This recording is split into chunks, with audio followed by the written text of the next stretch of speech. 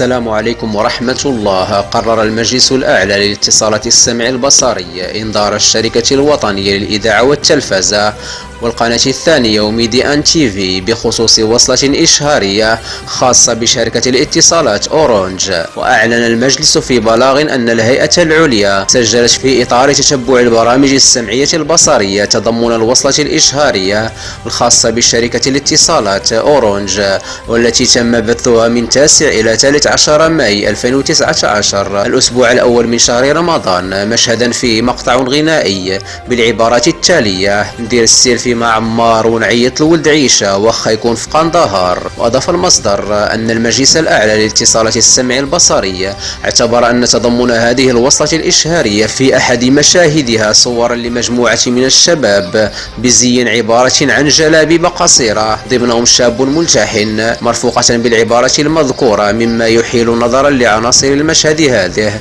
إلى تواصل هاتفي طبيعي بأحد أبناء الحي المتواجد بمنطقة قندهار الأفغانية. وسجل المجلس أن البعد الرمزي لهذه الإحالة الجغرافية ولهيئة شخوص المشهد المذكور، إضافة إلى الإحالة الضمنية على ظاهرة التحاق بعض الشباب المستقطب بتنظيمات محظورة، من شأنه وإن لم يكن حثا صريحا أن يشكل تطبيعا عن طريق الفكاهة مع فعل الالتحاق بكيانات ومناطق تشير بكونها مراكز تنظيمات مصنفة على أنها إرهابية، مما يجعل هذا المضمون لا يحترم المقتضيات القانونية الجاري بها العمل، ولا سيما تلك المتعلقة بالالتزامات الأخلاقية العامة. وبناء عليه يؤكد البلاغ وبعد توجيه طلب توضيحات بهذا الخصوص إلى كل من الشركة الوطنية للإذاعة والتلفزة والقناة الثانية وميديا أن تي في تاريخ 20 ماي، قرر المجلس بتاريخ 14 يونيو توجيه إنذار للمتعهدين الثلاثة مع نشره بالجريدة الرسمية.